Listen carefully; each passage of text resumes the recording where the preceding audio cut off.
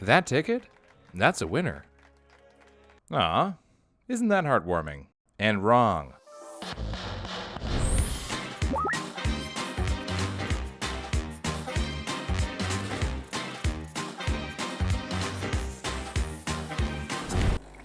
Stop me if you've heard this one before. Money can't buy happiness. Despite the feel-good ads, it's widely accepted that coming into sudden wealth won't make your life any better. In fact, it might just make things worse. Especially if it comes in the form of a big, flashy, televised event with your name and face plastered all over. You know, like the lottery. There's really no shortage of examples. From CSI to Phoenix Wright, winning the lottery sure seems to only bring misery and pain. Whoa, that was depressing. Potts, what blend is this? Extra dark. Funny coffee machine. Make more fast water. Also, my name is Howard. Today's topic concerns gambling, which is a common addiction. We're not here to tell you what to do with your time or money. We just want to explore this subject from an unbiased perspective. If you want to try your luck, maybe come up with a budget you can afford to spend within. Just a suggestion. And with that out of the way, let's get into it. Well, there is truth in the trope, so to say. Happy lottery stories seem few and far between, so let's focus on the larger-than-life case of 19-year-old Briton Michael Carroll. He won £9.7 million in 2002 and quickly became one of the UK's most infamous winners, starting his fame by collecting his winnings wearing a police tracking anklet, according to the BBC. Michael then went about spending his newly found fortune responsibly, investing in his future and keeping a low profile. Except he did none of those things. The first thing Michael did? Quit his job working as a garbage man, or bin man as they say across the pond. Let's just put a little pin in here for a minute, we'll be coming back to this. Michael kept partying, gaining nicknames like the Lotto Lout and King of the Chavs. For those of you not in the know, lout is British slang for a lazy, untidy, and idle man. And chav is a derogatory term used towards lower income people who dress in sports clothing and jewelry. He spent about £4 million on friends and family, which seems fine on paper, but according to Michael, can become a problem for winners. Or in his words, family and friends will come out of the woodwork wanting their money, and they will find themselves surrounded by lots of fake people. Michael also purchased a 5-bedroom mansion known as The Grange for £343,000, according to the Daily Mail, followed by another £400,000 renovating it into a personal party house. Here he would entertain guests with the fine English art of the destruction derby in his garden, and massive parties that involved a copious amount of vices, including companionship. Companionship? He did what? With how many? Hey, goddamn! Shh! Michael kept up his previous lifestyle, indulging in luxuries like bling and cars, and getting in trouble with the law. You violated the law. For shooting pellet guns at cars, holding rowdy all-night parties at hotels, and throwing Big Macs at pedestrians. Oh goodness. It wasn't all parties though. Michael also suffered 2 failed relationships and was extorted by local gangs, according to an interview he gave The Mirror. In the end, Michael was down to his last million in 2005 and sold his mansion at a significant loss in 2010 due to impressive damages. He eventually moved to Scotland and, after a brief stint of homelessness, now has a steady job and a place to live. Michael's story still ends on a happier note than some. As far as we can tell, no one died. A statement I realize sets the tone of the rest of this episode. Using Michael as a case study, we can identify 4 common points into which lottery winners pour their money, even if his spending was more extravagant than others. First off, quitting jobs after winning. Odds are if you've read an article about someone winning the jackpot, you've seen this mention. Which makes sense. Relaxing without having to worry about money is certainly appealing. That's probably why in 2019 alone, we have multiple cases where that exact thing happened. It's what Laura and Roger Griffiths did when they won £1.8 million, leaving their jobs as a teacher and IT manager respectively.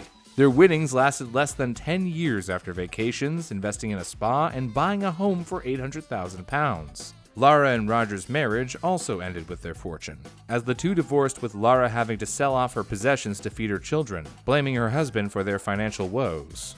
Which brings us to point number 2, buying an expensive home. Like with William Budd Post III, a drifter who won $16.8 million from the Pennsylvania Lottery in 1988. He bought himself a mansion in 1989 for $395,000, or about $800,000 today. It later sold for just $65,000 after years of neglect. He also bought a plane. What, you telling me he had a plane? Did he even have a license for it? Of course not. Oh, That's lame. William went on to lose a third of his winnings to his former landlady, who had actually paid for a third of the lottery tickets he'd bought. He also faced a Game of Thrones-style attempt on the lives of him and his wife by his brother, who wanted to inherit his money. Thankfully for William, the hitman his brother hired turned out to actually be a police informant. Despite all of this and the sale of most of his assets, William later spent all of his remaining $2.6 million on 2 houses, cars, motorcycles, TVs, computers, a luxury camper, and a sailboat. William later received a restraining order from his now ex-wife because he fired a rifle at her car, was arrested on his boat because he fired a shotgun at a debt collector, and then went back to his old drifter life. Which brings us to point 3, expensive changes in lifestyle. You know, buying expensive cars, jewelry, luxury items, and vices.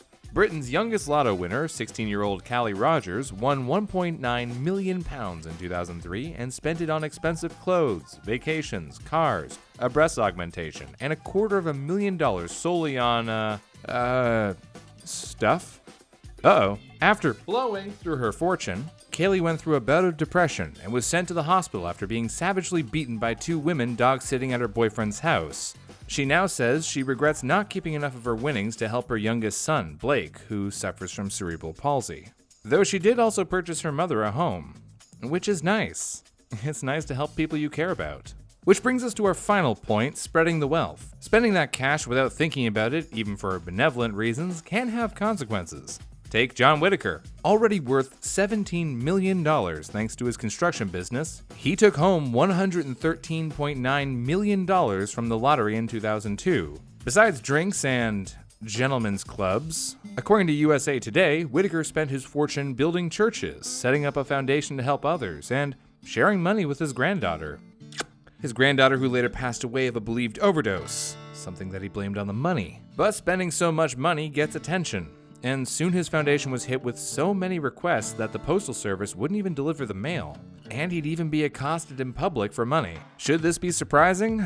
Well, maybe not. As wealth counselor Shefra Burke said to the Eagle Tribune, "For many people who come into wealth suddenly, if they have not acquired good money skills prior to this windfall, often they struggle and make poor choices.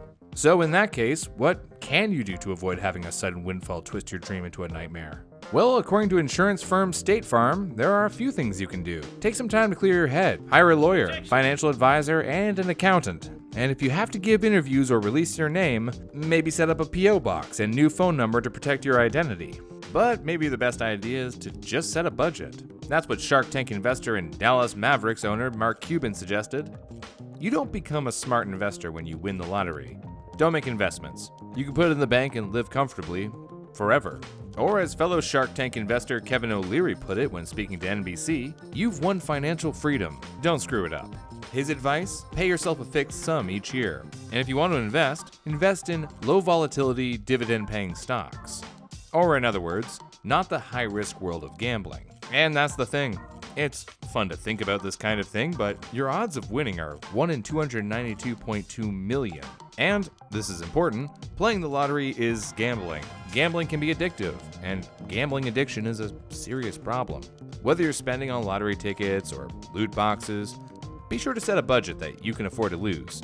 And don't get taken in chasing the big win. It can cost more than you can afford. Whew, that was a heavy story. Hey, Howard. Got any stories to lighten the mood?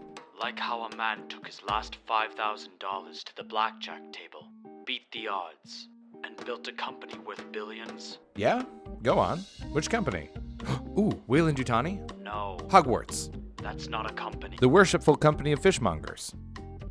The hook theme is there at least, but you've lost the plot. If you want to learn the story of a big gamble with a $1 billion happy ending, check out the latest video from our friends at Hook, here.